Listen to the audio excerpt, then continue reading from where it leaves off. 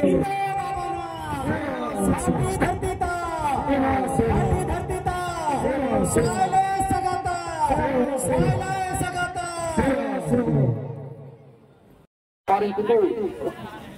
पेरुमाल दिनेश तालियों के साथ आशीर्वचन के हमारे बीच में स्वागत निमंत्रण देते हैं और एक बार जोरदार तालियों से स्वागत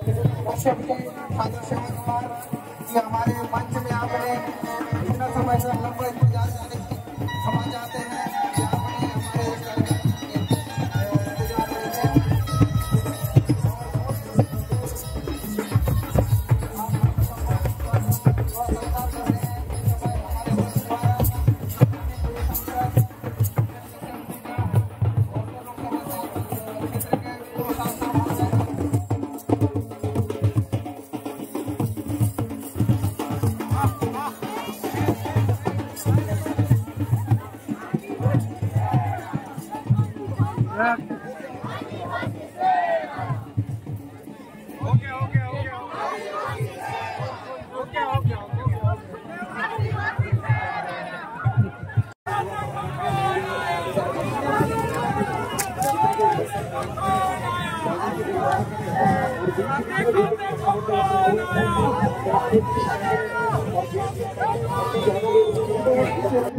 सम्मान्य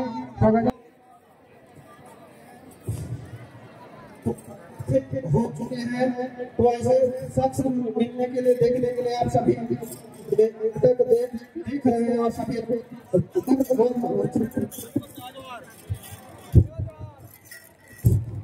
आपसे आपको अच्छा लगता है कि हमारे कार्यक्रम को सफल और सुव्यवस्थित करने में आपको विशेष सहयोग रहेगा। इसलिए मैं चाहूँगा कि आप हमारे इस बात को ध्यान में रखते हुए यूट्यूबर ब्लॉगर के संयोजन दूर से अपना ब्लॉग बनाए। जय जोहर का नारा है,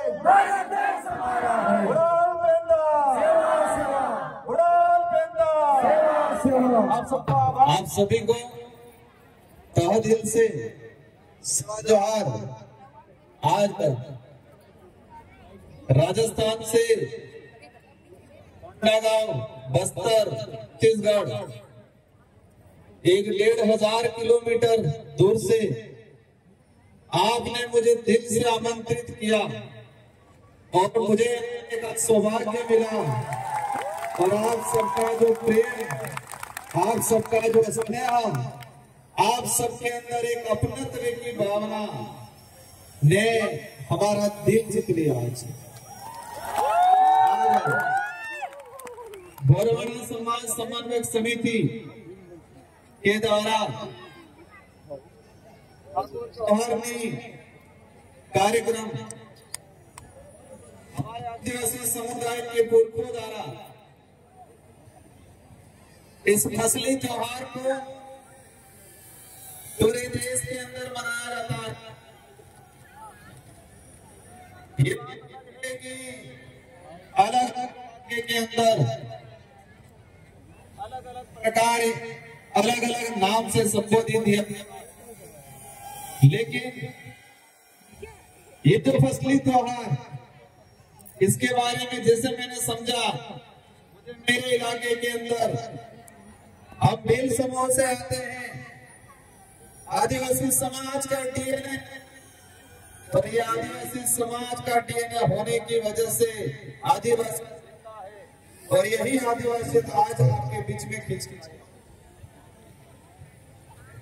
साथियों, मंच पे विराजमान हमारे समस्त आदिवासी समुदाय के समस्त सामाजिक संगठनों के पदाधिकारी और हमारे बीच में आगे स्थानीय सांसद महोदय, स्थानीय विधायक महोदय भी आए थे, उनका भी मेरी ओर से तहे दिल से सेवा जोहार करना चाहूंगा। साथियों, आप सबके दिमाग में कई प्रकार के सवाल होंगे। कई दिनों से प्रचार प्रसार चल रहा था कि राजस्थान से राजकुमार जो सांसद है वो यहाँ पर आ रहे हैं। मुझे इस काबिल बनाने के लिए बांसवाड़ा डूंगरपुर राजस्थान की जनता ने रात दिन मेहनत करके मुझे सांसद बना के दिल्ली के अंदर भेजा और ये उम्मीद की है कि उस क्षेत्र का तो प्रतिनिधित्व करना है, लेकिन पूरे देश में आदिवासी दलित पिछड़ों का भी प्रतिनिधित्व दिल्ली में करना है। ये जिम्मेदारी मुझे दी गई है। कुर्सी अपनात्व की वजह से आज आपने मुझे आमंत्रित किया। साथियों, मैं इस इलाके में पहले आया था, एक बार विधायक था और मैं मेरे पूर्व विधानसभा क्षेत्र की जनता को भी धन्यवाद देना चाहता हूं, जिस जनता ने मुझे 2 बार विधायक बनाया और वो भी राजस्थान के अंदर हाईएस्ट मतों से जिता के भेजा। और अब कितनी बार मुझे सांसद बनने का अवसर मिला। 2 बार विधायक, 1 बार सांसद बना, जनता ने बनाया।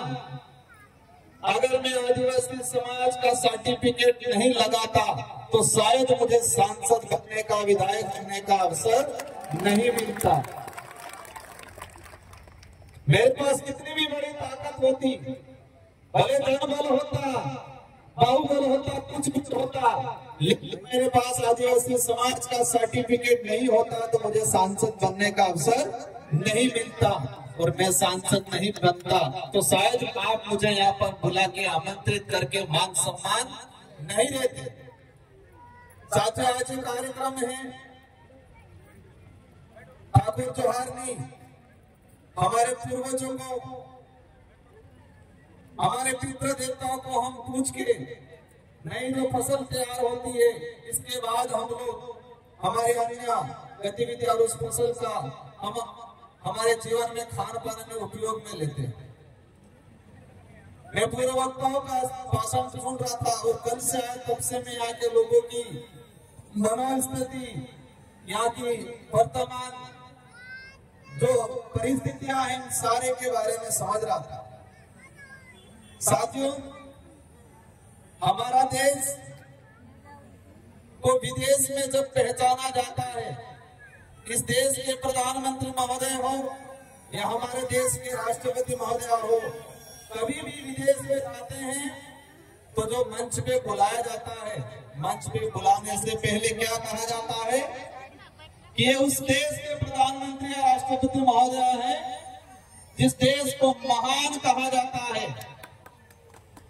क्या संबोधन दिया जाता है कि ये इस देश के प्रधानमंत्री या उस देश के राष्ट्रपति महोदय है, जिस देश को महान कहा जाता है, उस देश में अतिथि देवो भव कहा जाता है, मतलब मेहमान भगवान के बराबर होता है, ये कहा जाता है। उस देश से हम ये आ रहे हैं, ये संबोधन दिया जाता है। ये संबोधन दिया जाता है कि भारत देश में विविधता होने के बावजूद, अनेक धर्म, अनेक संस्कृति, अनेक जाति होने के बावजूद भारत देश के अंदर एकता है, ये परिचय देके हमारे यहाँ के प्रधानमंत्री महोदय को विदेश में संबोधित किया जाता है। साथियों, अतिथि देवो भव हम सरकारी कार्यालयों में देखते हैं, हम सरकारी गाड़ियों के पीछे देखते हैं, सरकार के बड़े बड़े पोस्टरों में लिखा रहता है अतिथि देवो भव। मतलब हमारे गांव में, हमारे जिले में, हमारे देश में जो आया मेहमान, उसको भगवान के बराबर माना जाता है। लेकिन ये शब्द ओनली फॉर आदिवासी इलाके के अंदर ही वर्तमान में स्थापित है, आदिवासी समुदाय में ही स्थापित है, क्योंकि आदिवासी समुदाय के अंदर किसी भी भाग में, किसी भी घर में कोई भी अज्ञात व्यक्ति, अनजाना व्यक्ति चला जाएगा तो उसको मान सम्मान दिखाया जाएगा, पानी पिलाया जाएगा, चाय पिलाई जाएगी, भले पहचान नहीं हो, इसके बावजूद पूछा जाएगा आप कहां से, बराबर पहचान में नहीं आई।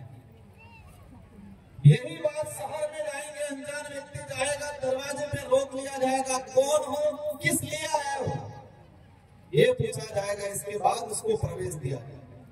तो अतिथि देवो जो भव शब्द है, वो कहीं न कहीं आदिवासी समुदाय की संस्कृति, समुदाय के रीति रिवाज और आदिवासी समुदाय के अंदर जिस तरह से हमारे अतिथि को आज एक देवो भव शब्द के संबोधन के हिसाब से लाया गया, तो ये अतिथि देवो भव आदिवासी समुदाय की संस्कृति से निकला हुआ शब्द है, जो विदेश में आज प्रचलन में और हमारे देश का एक मजबूत शब्द के रूप में यूज किया जाता है।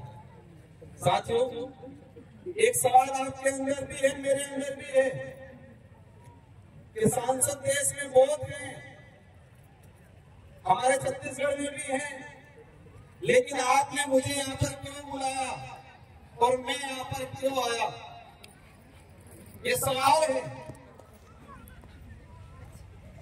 मैं जो समझता हूं कि मैं जो सांसद के रूप में हूं, लेकिन मैं ये समझता हूं कि मुझे जिम्मेदारी मिली है, जिस समाज का सर्टिफिकेट लगा के मुझे सांसद बनाया गया है, उस समाज का कर्ज उतारना है। ये सोच के मैं रात दिन मेहनत करता हूँ, काम करता हूँ, इसीलिए आपने मुझे यहाँ पर बुलाया। साथियों, हमारे समाज की अगर बात करें ऐतिहासिक पृष्ठभूमि की, आजादी से पहले अंग्रेजों से लड़े, राजा रजवाड़ों से लड़े, सामंतों से लड़े, मुगलों से लड़े। अगर आजादी के पहले का चिट्ठा निकाल के देखते हैं तो इस देश में सबसे ज्यादा अगर कोई शहीद हुआ है तो आदिवासी समुदाय का व्यक्ति शहीद हुआ है। भारत देश को आजाद कराने में अगर सबसे ज्यादा किसी का खून बहा है तो वो आदिवासी समुदाय का है, हमारे पूर्वजों का है। लेकिन दुख की बात यह है कि हमारा इतिहास कई किताबों में, कई पाठ्यक्रम में एक गौण हो गया है, लाइन के बाद हमारा इतिहास हो गया। आजादी के बाद का अगर देखें, इस देश में अगर प्रतिदिन कई अत्याचार होता है, इस देश में विस्थापन होता है, तो सबसे ज्यादा अत्याचार और सबसे ज्यादा विस्थापन अगर हो रहा है तो आदिवासी समुदाय का हो रहा है। आज की तारीख, भले वो छत्तीसगढ़ में हो, भले वो झारखंड में हो, भले वो राजस्थान में हो, लेकिन विकास के नाम से अगर विस्थापन होता है तो सबसे ज्यादा आदिवासी समुदाय का। ये जो कागज पकड़ाया गया मुझे, हमारे आयोजन कमेटी ने बताया कि इन मुद्दों पे बात करना है। साथियों, हमारी जो संस्कृति है, परंपरा है, ये हमारी आइडेंटिटी है।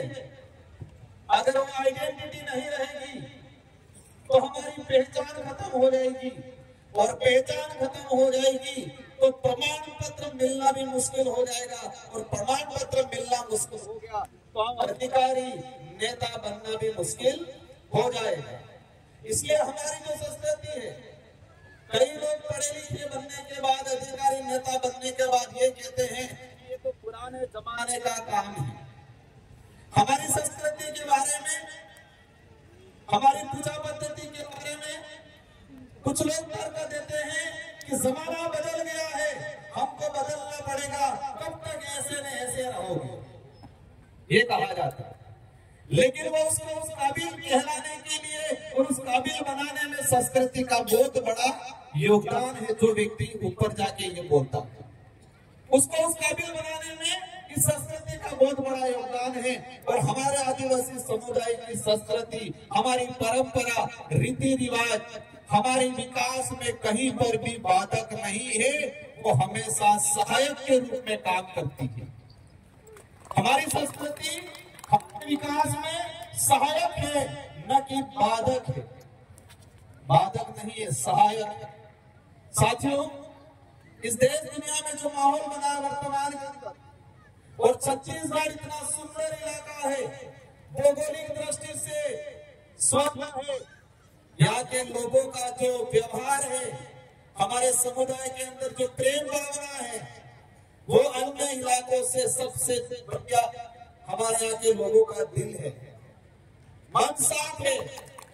एक सुंदर छत्तीसगढ़ को पूरे देश में अलग नजरिए से देखा जा रहा है। आज मुझे दुख है इस बात का, एक सुंदर छत्तीसगढ़ जो भौगोलिक दृष्टि से सांस्कृतिक दृष्टि से यहाँ के लोगों का व्यवहार, यहाँ के लोगों का प्रेम भाव पूरे देश में बेस्ट है, लेकिन छत्तीसगढ़ को पूरे देश में वर्तमान में एक अलग नजरिए से देखा जाता है।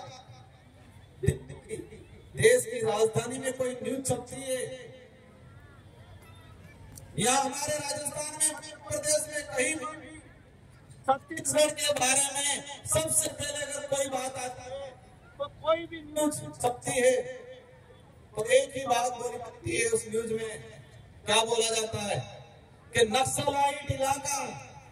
आज मैं छत्तीसगढ़ आया तो जो आदिवासी समुदाय के विरोधी जो विचारधारा के लोग हैं वो राजस्थान में भी कह रहे हैं कि राजकुमार रोड नक्सलाइट इलाके में गया है। राजस्थान या किसी भी देश के कोने में ये किसी भी न्यूज़पेपर में आज तक ये नहीं छपा कि छत्तीसगढ़ भौगोलिक दृष्टि से सबसे सुंदर है, वहां पर आदिवासी समुदाय रहता है और आदिवासी समुदाय की एक विशेष पहचान है, एक शानदार कल्चर है।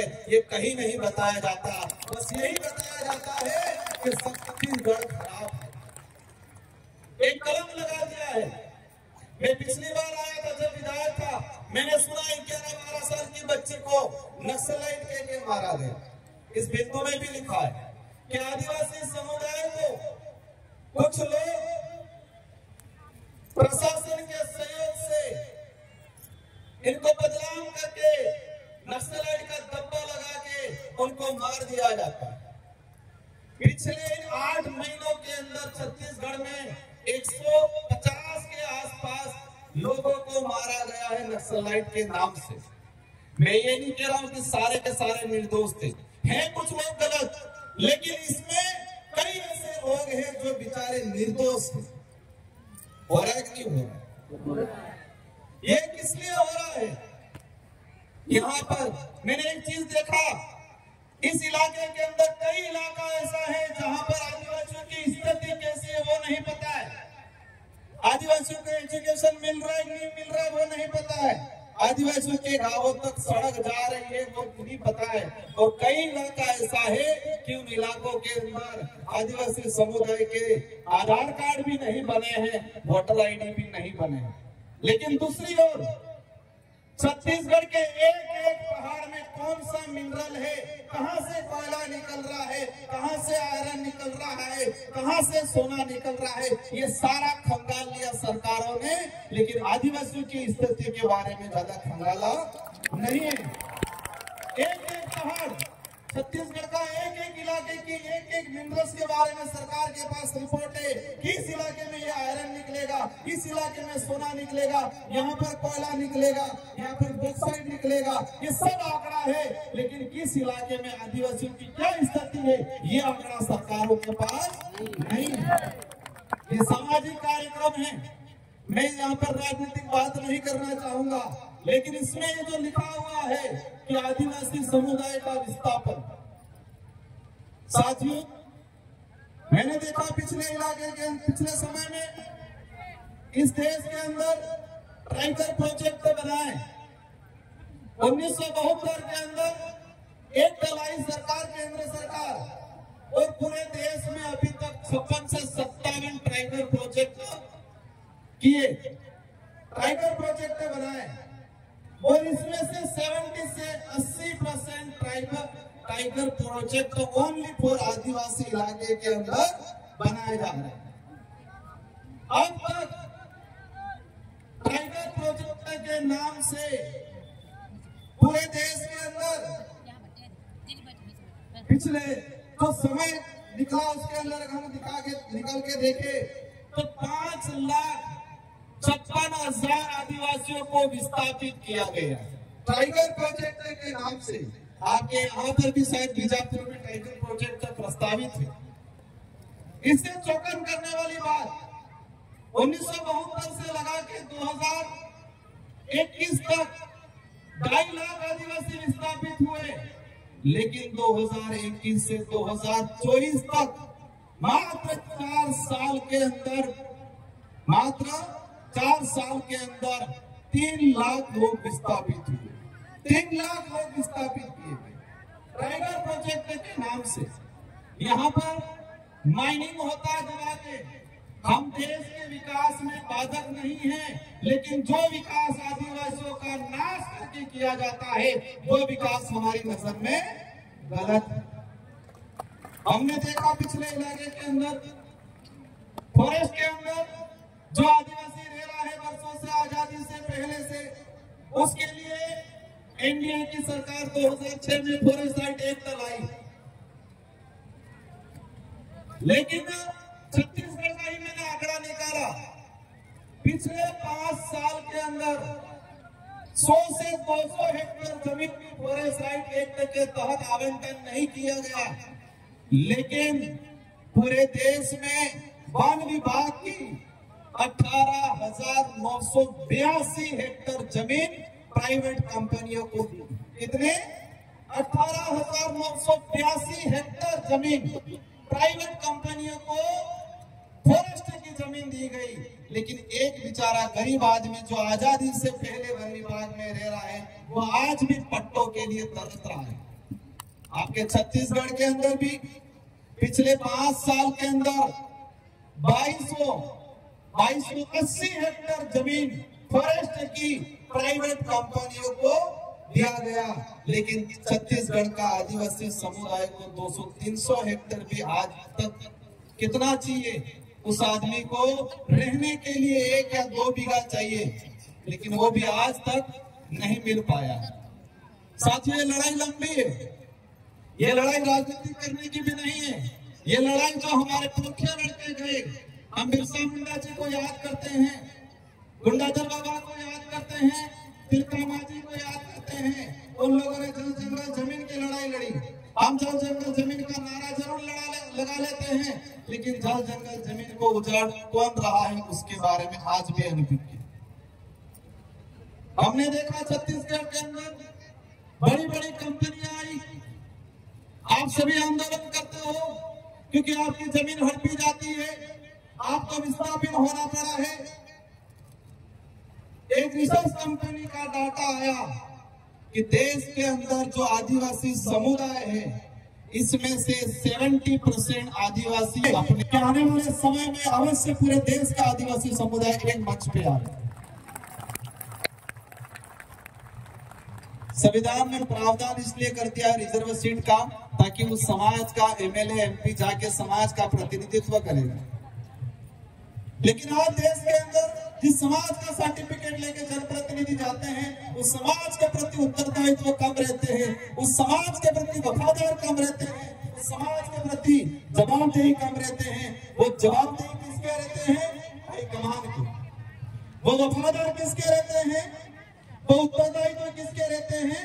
लेकिन हमें ऐसा माहौल क्रिएट करना है, आप कहीं भी पार्टी में रहो, मुझे कोई दिक्कत नहीं, लेकिन ऐसे जनप्रतिनिधि को हमें तैयार करना है कि जो समाज के प्रति उत्तरदायित्व रहे, समाज के प्रति वफादार रहे और समाज जवाब नहीं रहे।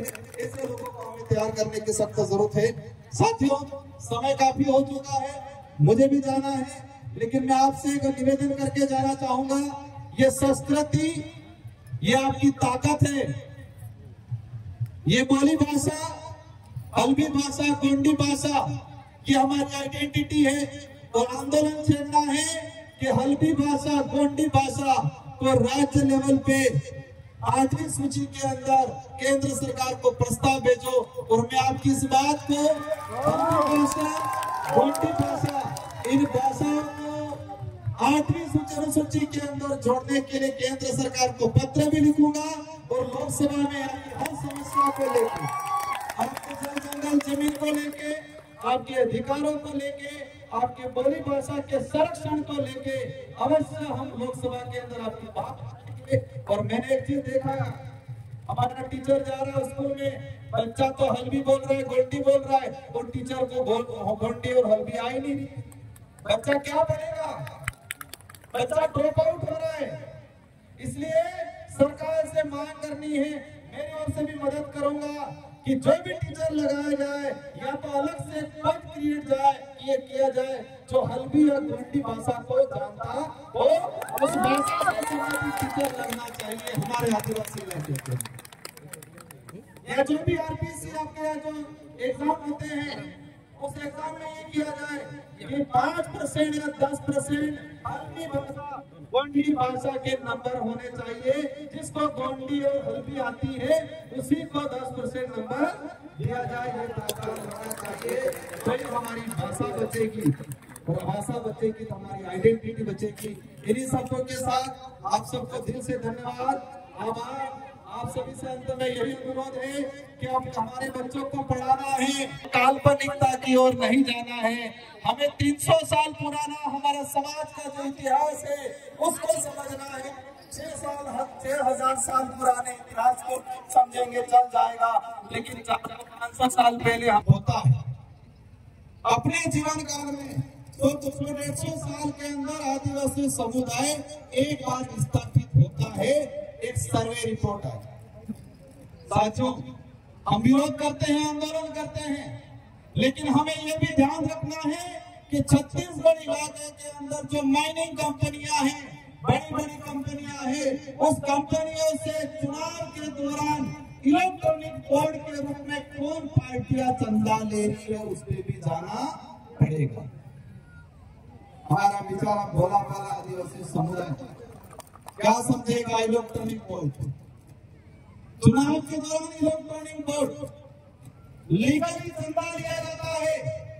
छत्तीसगढ़ के इलाके में माइनिंग करने वाली अधिकतर कंपनियों के चुनाव के दौरान इलेक्ट्रॉनिक बोर्ड बल्ब चंदा दिया करोड़ों रुपयों में, 700-800 करोड़ के आसपास चंदा दिया गया। अब ये हमारा भोला भाला समाज कैसे समझे? साथियों, नारायणपुर के अंदर थल में आया, मुझे जानकारी मैंने न्यूज़पेपर में पढ़ा था। हम सेना का सम्मान करते हैं। जितना आदिवासी समुदाय इस देश की आजादी में लड़ा है, जो शहीद हुआ है, जो आज तक जो शहीद हुए हैं उनसे कई गुना है, हम सम्मान करते हैं।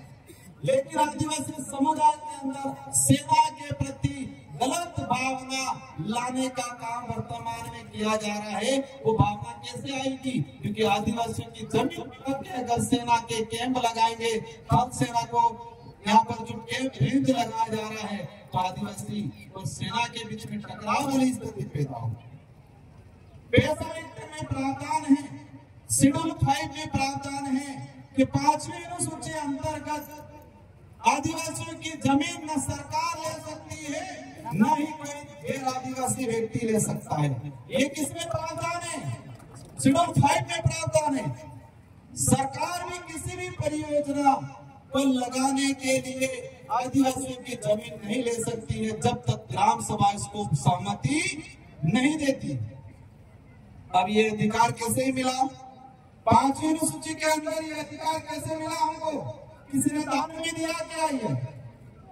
ये हमारे पुरखों ने लड़ा, अंग्रेजों से लोहा लिया, अपनी जान गंवाई। इसके बाद अंग्रेजों ने और संविधान निर्माताओं ने विचार किया कि यह समुदाय हजारों सालों से जल जंगल के जमीन की लड़ाई लड़ता आ रहा है, इसलिए उनको विशेष प्रावधान देना पड़ेगा ताकि आने वाले समय में जल जंगल जमीन नहीं उजाड़ी जाए। इसलिए 5वीं अनुसूची का प्रावधान किया गया। लेकिन आज ये नहीं हो रहा है। पैसा एक्ट की पालना नहीं हो रही है, शेड्यूल 5 के प्रावधानों की पालना नहीं हो रही है। बिना सहमति के हर जगह पे, मैं हंसदेव गया था बीच में जब विधायक था, वहां पर जाके देखा फर्जी ग्राम सभा बना दिया गया। सरपंच को ग्राम पंचायत को पता ही नहीं है, फर्जी ग्राम सभा बना दिया गया। इस तरह की जो गतिविधियां हो रही है, इस मंच में विराजमान सामाजिक संगठन और सभी पार्टियों के पदाधिकारियों से मेरा अनुरोध है कि हम जिस समाज का सर्टिफिकेट लगा के इस लेवल तक आए हैं, उसका कर्ज अदा करने का आपको काम करना है आने वाले समय में। हम चाहते हैं हमारे देश का विकास हो, हम भी चाहते हैं हमारा देश विश्व में सबसे बड़ी ताकतवर शक्ति बने, लेकिन आदिवासियों को खत्म करके इसको ताकतवर शक्ति नहीं बना सकते हम। साथियों, लंबे समय से हमारे इस इलाके के अंदर देखा गया है फर्जी प्रमाण पत्र वाला। कुछ लोग आदिवासियों से नफरत करते हैं, लेकिन रिजर्वेशन का लाभ लेने के लिए फर्जी प्रमाण पत्र पूरे देश में बनाए जाते हैं। आपके बस्तर में भी बनाए जाते हैं। छत्तीसगढ़ में भी बनाए जा रहे हैं, पूरे राज्य में बनाए जा रहे हैं। साथियों, प्रमाण पत्र क्यों मिला हमें? हमारे यहाँ कपाल पे या हमारे पीछे कहीं लिखा नहीं है आप आदिवासी, कहीं लिखा हुआ है क्या?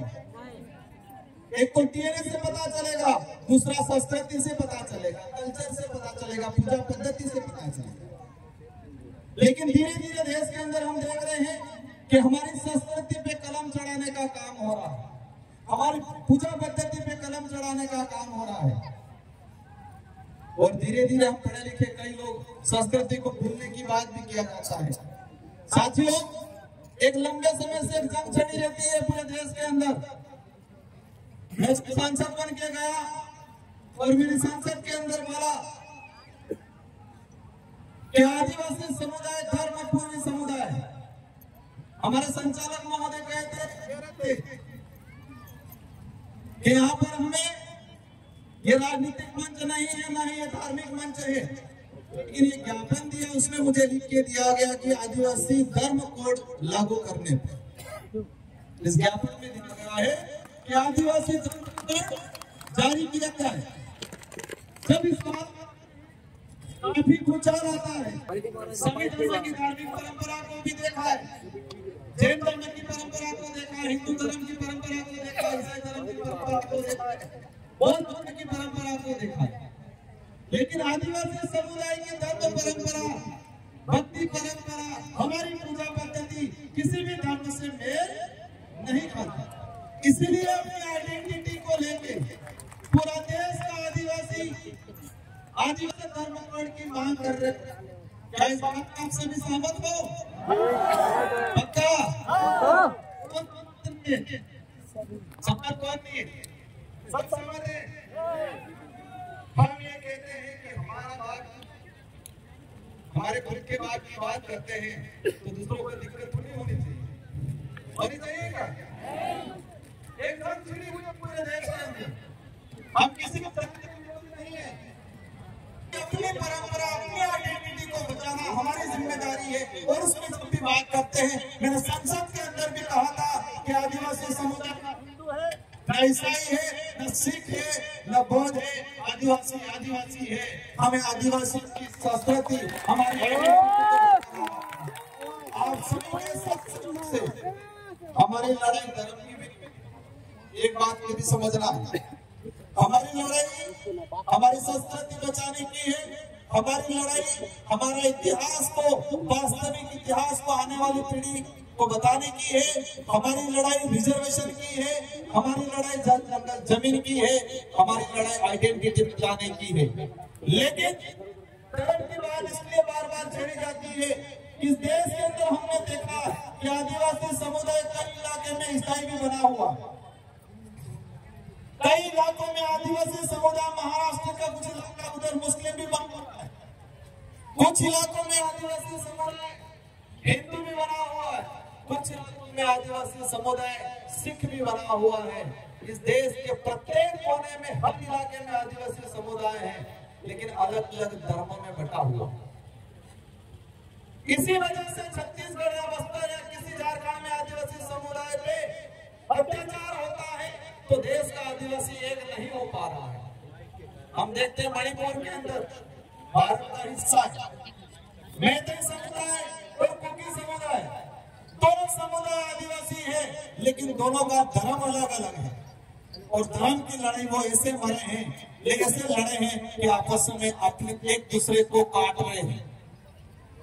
इसलिए हम कहते हैं कि आदिवासियों की अपना अलग से धर्म व्यवस्था होनी चाहिए। कोई किसी को कुछ मानना है माने, हमें कोई दिक्कत नहीं, जिसको जो मानना है। इस देश का संविधान इसलिए हर व्यक्ति को अपने हिसाब से धर्म मानने का अधिकार देता है। और इस देश का पहला उदाहरण भीमराव अम्बेडकर जी अपने संविधान निर्माता,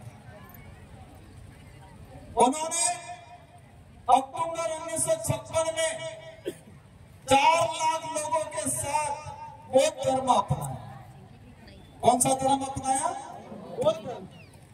क्योंकि संविधान राइट देता है कि हर व्यक्ति को हिसाब से जीना है। लेकिन यह सच्चाई है कि आदिवासी समुदाय की अपनी धर्म परंपरा, अपनी पूजा पद्धति अनेक धर्मों से अलग है। वो सभी धर्मों से पहले है। जिन धर्मों का निर्माण ही नहीं हुआ उस समय से आदिवासी समुदाय अपनी पूजा पद्धति करते हैं। लेकिन ये देखा गया है कि राजनीतिक लाभ अपने राजनीतिक लाभ लेने हमारे आदिवासी समुदाय को धर्मों में बांट के राज करना चाहते हैं। साथियों में बोलता हूं कि आदमी एक तो शरीर से विकलांग होता है, अपने हाथ पैर से, अगर हाथ पैर से विकलांग है, अपन को दिखता है कि इसका हाथ टूटा हुआ है, इसका पैर टूटा हुआ है, लेकिन इस देश में कुछ विचारधारा ऐसी है जो इंसान को दिमाग से विकलांग बनाने का काम है।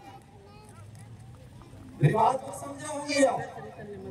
किस देश में कुछ विचारधारा ऐसी है जो हमारे समुदाय के कुछ लोगों को दिमागी रूप से, मानसिक रूप से विकलांग बनाने का काम है।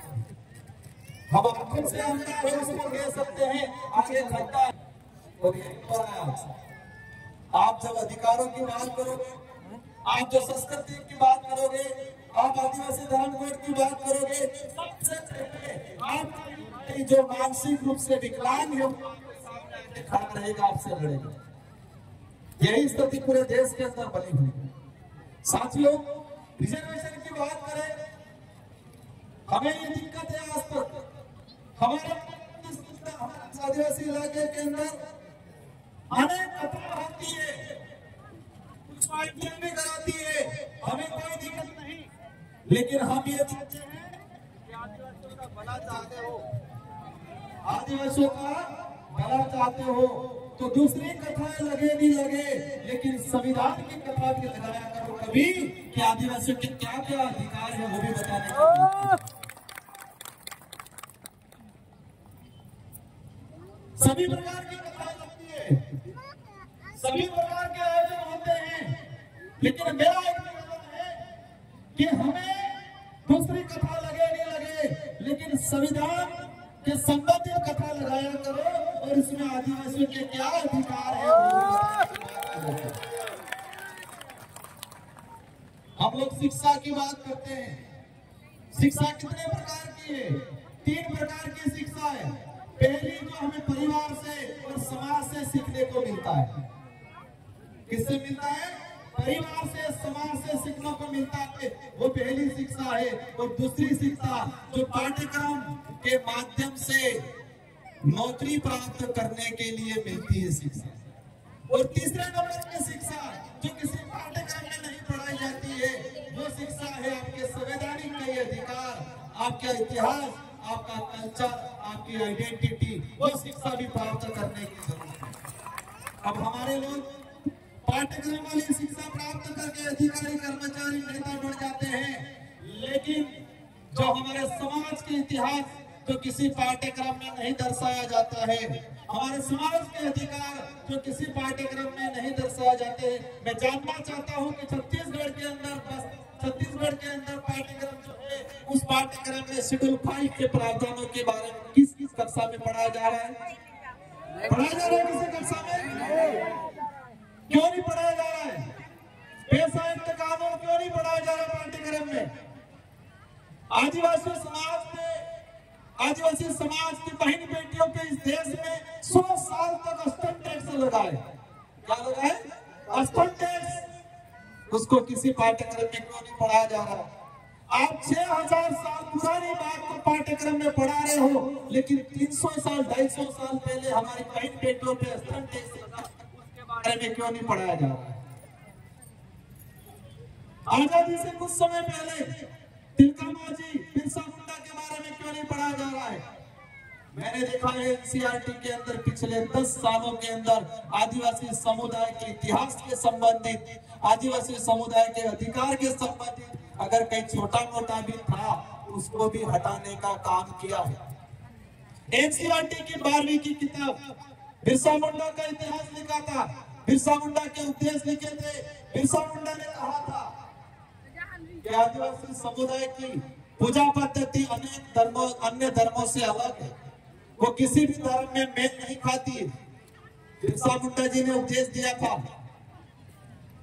एक लेखक ने लिखा था वो कई सालों से एनसीईआरटी में पढ़ाया जाता था, लेकिन 2024 में उसको हटा दिया गया और कहा कि आदिवासी बिरसा मुंडा जी हिंदू धर्म को अपनाना यूं के चले गए, पर वो सच्चाई नहीं था।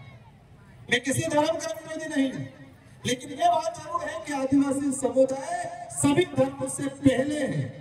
आदिवासी समुदाय के अपने खुद की धार्मिक व्यवस्था है, ये सच्चाई है। हिंदू विवाह अधिनियम 1955, हिंदू उत्तराधिकार अधिनियम 1956 इसमें स्पष्ट कर रखा है कि हिंदू विवाह अधिनियम आदिवासी समुदाय पे लागू नहीं होता है। क्यों? क्योंकि आदिवासी समुदाय हिंदू नहीं है। ये मैं नहीं कह रहा, ये हिंदू विवाह अधिनियम कह रहा है। सुप्रीम कोर्ट के कई जजमेंट कह रहे हैं, हाई कोर्ट के कई जजमेंट कह रहे हैं, इतिहास कह रहा है, संविधान कह रहा है कि आदिवासी समुदाय आदिवासी है, वो सभी धर्म पूर्वी समुदाय है। ये सच्चाई। साथियों, आरक्षण की बात तो मैंने थोड़ा अलग वे में थोड़ा लेकिन बताया। आरक्षण की बात करते हैं, यहाँ पर लिखा है कि आरक्षण 100% लागू किया जाए। कितना प्रतिशत? शेड्यूल एरिया के अंदर रिजर्वेशन 100% लागू किया जाए। क्या ये सच्चाई है? क्या ये संविधान में प्रावधान है? 100% रिजर्वेशन लागू होना चाहिए। ये बात आप सब कर रहे हो? मांग कर रहे हो? नहीं कर रहे हो? कर रहे हो? क्या संविधान में इसका प्रावधान है? संविधान में प्रावधान है। शेड्यूल एरिया, शेड्यूल 5, शेड्यूल 6 में जमीन का शासन प्रशासन में 100% रिजर्वेशन आदिवासियों को मिलना चाहिए।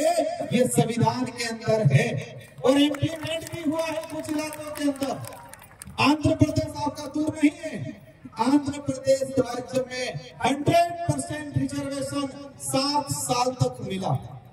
शेड्यूल एरिया की कोई भी भर्ती 101 से 109 तक की भर्ती में 100% अगर 150 सीटें आई है थर्ड ग्रेड टीचर की, तो 150 से 50 आदिवासियों से भरी जाएगी। ये प्रावधान है और आंध्र प्रदेश में 7 साल तक लागू रहा। आंध्र प्रदेश के लोगों को मिला। अगर संविधान में प्रावधान नहीं होता तो आंध्र प्रदेश में 7 साल तक नहीं मिलता। अब खत्म कैसे हुआ? कुछ लोग विरोधी लोग हाई कोर्ट गए, सुप्रीम कोर्ट गए, वो मामला सुप्रीम कोर्ट में अटका हुआ। ये प्रावधान है, लेकिन संविधान के मंदिर की और सबसे बड़ा ग्रंथ है संविधान। उस ग्रंथ को कभी नहीं बांटा जाता है, बाकी ग्रंथ की किताबें बहुत बांटी जाती है। तो हमें संविधान के ग्रंथ है, उस ग्रंथ को समझना है, उस ग्रंथ को बरतना है, उसको ग्रहण करना है और उसमें हमारे क्या अधिकार है, उस अधिकार को समझना है। ये हम सबकी जिम्मेदारी। हमने तो जिंदगी निकाल ली, आप सब भी निकाल लेंगे। आप भी संघर्ष कर रहे, हम भी संघर्ष कर रहे, नेता बनके कर रहे हैं, पता नहीं कब क्या हो जाए। लेकिन हम आने वाली पीढ़ी को क्या देने जा रहे हैं? आप में आया, आपने पूजा पद्धति करवाई, हमारे पूर्वजों का आपने फूल माला पहनवाई मेरे से। क्यों पहनवाई? क्योंकि ये लोग हमारे लिए लड़ मर के गए, हमारे लिए जमीन निकाल के गए, हमारे अधिकार दिला के गए, इसलिए हम अगरबत्ती दिया पूजा पद्धति कर रहे नहीं कर रहे।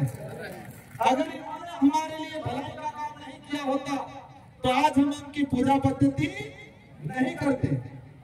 और हम जो कर रहे हैं आज, हम आवश्यकता वाली भौतिक सुख सुविधा वाली जिंदगी जी के अधिकार खत्म करने वाले लोगों के साथ खड़े रहे हैं। तो आने वाले 40-50 साल बाद हमारी पीढ़ी जल जंगल जमीन से बाहर हो जाएगी, उनसे छीन लिया जाएगा, रिजर्वेशन खत्म हो जाएगा, पहचान खत्म हो जाएगी, उनकी धार्मिक व्यवस्था खत्म हो जाएगी। तो 50 साल बाद हमारी जो पीढ़ी है, हम हमारा अगरबत्ती दिया नहीं करेगी।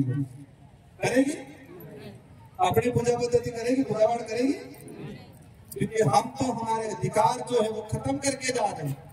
हम तो हमारी संस्कृति पे अन्य संस्कृति का कलम चढ़ा के जा रहे हैं।